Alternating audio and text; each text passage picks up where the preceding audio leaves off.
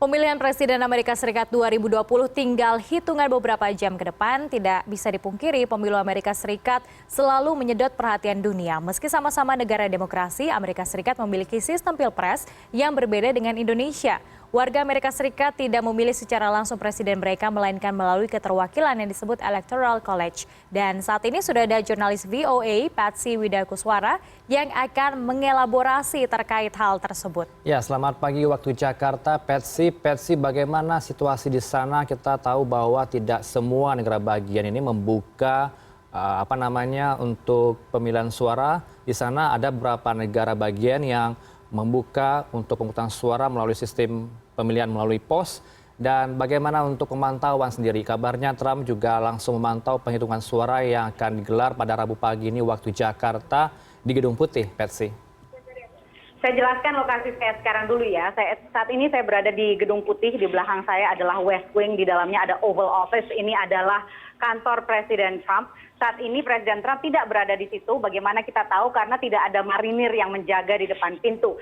Saat ini Presiden Trump berada di sana, kira-kira sekitar 50 meter dari jarak saya ini, yaitu di bagian residential atau bagian kediaman Presiden. Nah, saat ini di Amerika Serikat, jajak pendapat pemberian suara sudah mulai berlangsung sepanjang hari. Dan mulai jam 7 malam waktu Amerika Serikat, ya kira-kira sekitar 10 menit lagi ini, itu mulai akan ditutup beberapa TPS di negara bagian, termasuk negara bagian Georgia. Lalu ada negara bagian lain yang kemudian akan menutup TPS-nya. Yang harus diingat dari Amerika Serikat ini, seperti tadi Anda katakan, bukan one person one vote, melainkan melalui suara elektoral. Dan selain itu juga jangan bayangkan seperti Pilpres di Indonesia, yang satu aturan serentak, ramai-ramai semuanya melakukan sesuai dengan aturan pemerintah. Tidak seperti itu. Bayangkan seperti 50 negara bagian yang melakukan pilpres secara bersamaan. Jadi setiap negara bagian memiliki aturan yang berbeda, siapa yang boleh memilih, kapan boleh memilih, memilihnya di mana, seperti apa bentuknya, boleh early voting atau tidak, dan sebagainya, itu tergantung negara bagian.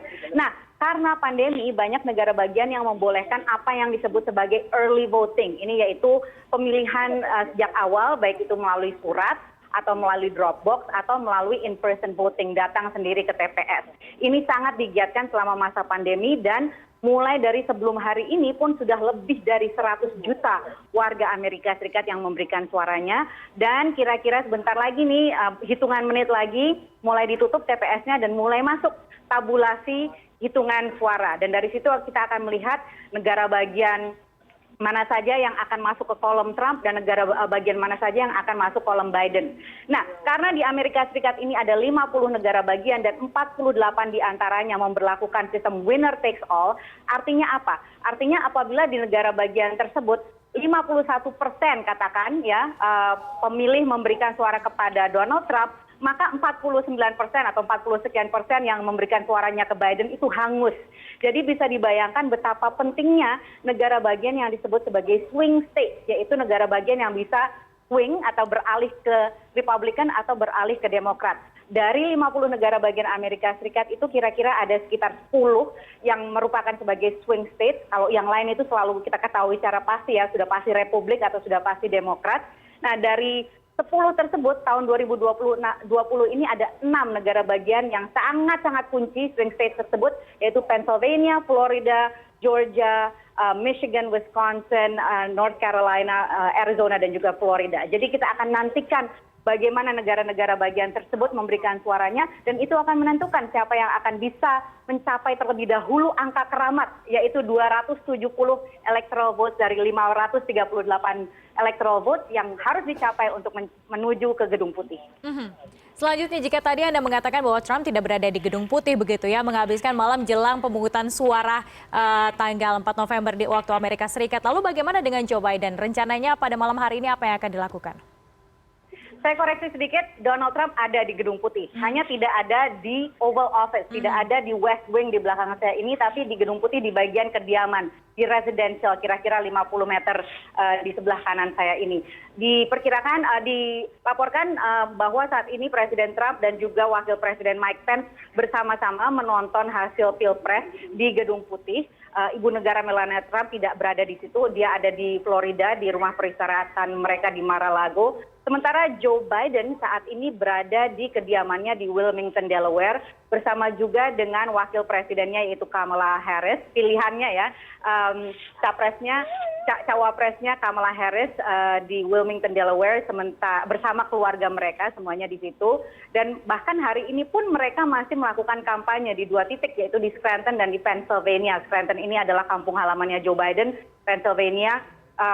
Philadelphia di Pennsylvania ini juga adalah daerah kantong Demokrat di negara bagian yang masih bisa ke Republik ataupun ke Demokrat. Jadi satu lagi perbedaannya antara pemilu Pilpres Amerika Serikat dan Pilpres Indonesia adalah tidak ada yang namanya minggu tenang. Bahkan selama akhir pekan kemarin Donald Trump berkampanye 10 kali, 10 rally ya, 10 panggung kampanye di berbagai negara bagian selama dua hari terakhir. Ya, Patsy, kapan kita akan bisa mengetahui angka sakral 270 yang diperebutkan oleh Joe Biden dan Trump dari 538 di 50 negara bagian, dan juga kapan akan diumumkan pemenangnya, Patsy?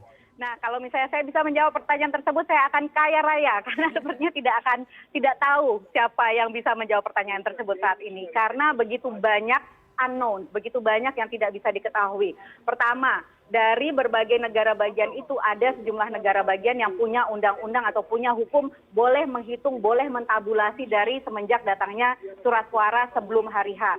Tapi banyak juga negara bagian termasuk Pennsylvania yang tidak memiliki undang-undang tersebut, jadi hanya boleh dihitung mulai hari ini. Nah, karena banyaknya kertas suara yang datang melalui pos, itu juga akan menimbulkan kelambatan lebih lanjut, alasan-alasan teknis yang membuatnya menjadi lebih lama perhitungan suaranya. Jadi bisa saja tidak terjadi malam ini, kita ketahui bisa saja besok. Dan jangan lupa bahwa saat ini di Amerika Serikat itu suhu politik begitu tegangnya, bahkan sudah ada lebih dari 100 lawsuits ya, ini tuntutan hukum, gugatan hukum dari pihak Republik maupun Demokrat yang berkaitan dengan macam-macam, mulai dari bagaimana surat suara didistribusi, dikumpulkan, dihitung, dan sebagainya.